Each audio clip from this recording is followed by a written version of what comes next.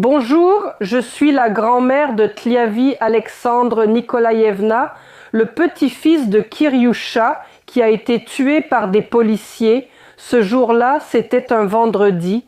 On ne l'a tout simplement pas emmené à la maternelle, on a décidé de le laisser à la maison. J'étais à la maison, ma belle-fille était à la maison après le travail. Ma belle-fille était à la maison, elle faisait un gâteau, moi je faisais des travaux, la porte était ouverte, c'était l'été. Il venait vers moi en courant. Je lui demande « Oh, ça sent bon !» Il répond « Maman a fait un gâteau. » Il est parti, a coupé un morceau de gâteau et me l'a apporté. À environ 100 mètres de la maison, les enfants jouaient tous les quatre ensemble. L'aîné de mes petits-fils, Kiryushka, et deux garçons du voisinage. Ils jouaient tous les quatre.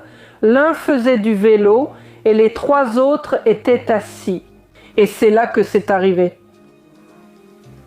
Kiryusha est tombé. L'aîné de mes petits-fils est resté avec Kirill. Les deux autres garçons sont vite arrivés en courant et ont dit que Kiryusha était couvert de sang. En fait, d'un côté de l'organisation, à gauche, on peut dire qu'il y a un ravin, un petit sentier, et ce sentier mène à la maison. Tout le monde savait qu'un policier vivait là. Ils étaient assis sur le perron. Apparemment, ils ont décidé de tirer. Il y avait des boîtes accrochées aux branches, une roue était là, et plus à droite dans le champ, il y avait un poteau en béton, un poteau ordinaire. Voilà, il raconte qu'il tirait sur le poteau. En fait, la distance là-bas, comme si elle avait été mesurée précisément, est de 83 mètres. C'est exactement là où cela s'est produit. Et là, il y a simplement des gens qui vivent normalement. Il y avait une clôture, un abricotier poussait, et les enfants étaient assis sur l'herbe. C'était juste de l'herbe, et ils étaient assis à l'ombre. L'aîné de mes petits-fils a 11 ans, les deux autres avaient 9 ans, et Kiryusha avait 5 ans. Ils jouaient tous les quatre ensemble, et c'est Kiryusha qui a été touché. C'est ici qu'il y avait de l'herbe. C'est ici qu'ils étaient assis. Il y avait un arbre, la clôture n'était pas tout à fait comme ça. Mais en fait, depuis le perron, c'était juste ici. Comme ça, tout droit, là-bas.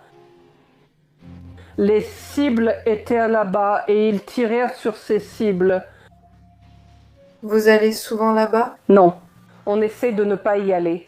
Comme cela s'est produit, on a mis des fleurs, mais la voisine, Baba Galia, a dit « Je comprends tout, c'est une tragédie pour vous, mais il ne faut pas. » Eh bien, regardez, c'est... Je voulais mettre une petite croix forgée. Elle a dit « On va changer la clôture à 100%, alors ne dépensez même pas d'argent, on va l'enlever de toute façon. » C'est aussi désagréable, vous comprenez, d'être tout le temps près de la clôture. Ce n'était pas tout de suite Claire qui était responsable de cela. Absolument pas. La police a tout de suite commencé à dire que c'était l'enfant qui était tombé. Ils sont arrivés. Il y avait effectivement un morceau d'asphalte qui traînait. Ils ont dit qu'il s'était cogné. Même les médecins, les traumatologues, personne n'a compris tout de suite que c'était une blessure par balle. Quand le neurochirurgien est arrivé, ils l'ont emmené en chirurgie, au bloc opératoire. Il a ouvert la boîte crânienne. Eh bien, il a sans doute vu quels étaient les dégâts là-bas. Parce que tout de suite, la police et le procureur sont arrivés.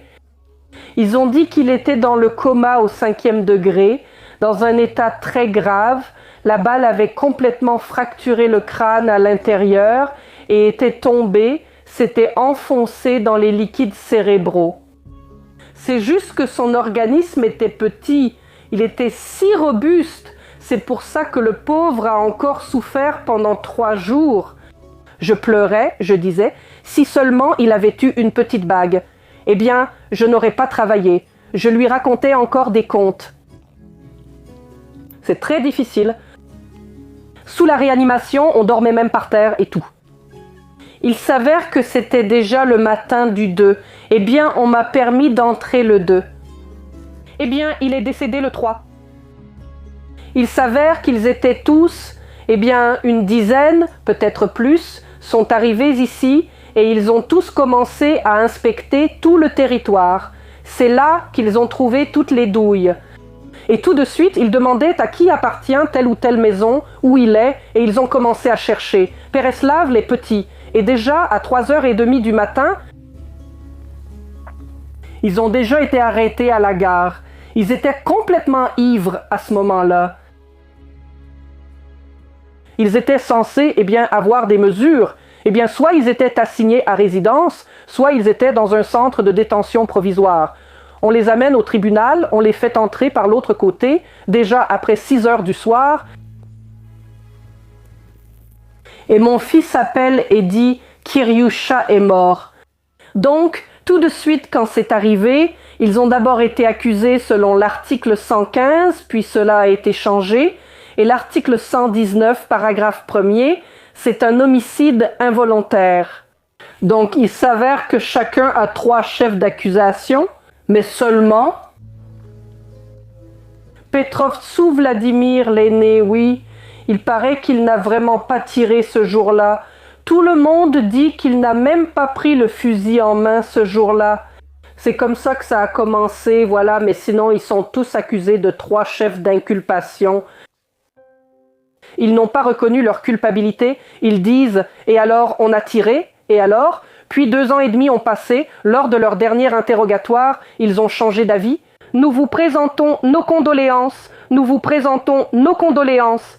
Jean bien, est-ce que j'en ai besoin ? Nous, en général, notre famille, après 2 ans et demi, avons-nous besoin de vos condoléances ?» Et ils commencent à dire « Voilà cette injustice, on me détient illégalement. » Je lui dis « Mais pourquoi l'enfant, l'ange ?» Dans notre cas, il s'agit uniquement du procès des 4. Tout le monde est présent, tous les avocats, tous les procureurs, tous les accusés. Ensuite, la journée d'audience commence. Si quelqu'un tombe malade, il n'y a pas d'audience. Et il y a eu des cas comme ça, pour être honnête, l'année dernière, environ 25 audiences ont été programmées. Il y en a eu 6 ou 7 qui n'ont pas eu lieu. Interroger un avocat, il ignore combien n'ont pas eu lieu. Je le sais, je note tout, et la juge dit « Eh bien, j'ai compris qu'ici, seule Alexandra Nikolaïevna a besoin de ce procès, personne d'autre n'en a besoin. » Et c'est tout. Bien sûr, j'aimerais qu'il y ait de la justice, vous comprenez, mais je ne sais même pas comment tout cela va se terminer. C'est très difficile moralement, vraiment très difficile, parce qu'on ne pourra jamais ramener l'enfant. Et c'est notre injustice à nous. Je ne sais même pas comment l'expliquer. Le juge dit « Oui, vous devez, avec le procureur, prouver qu'on vous a tué votre enfant. » Je dis « Mais où est-ce qu'on a déjà vu ça? Où est-ce que ça existe ?»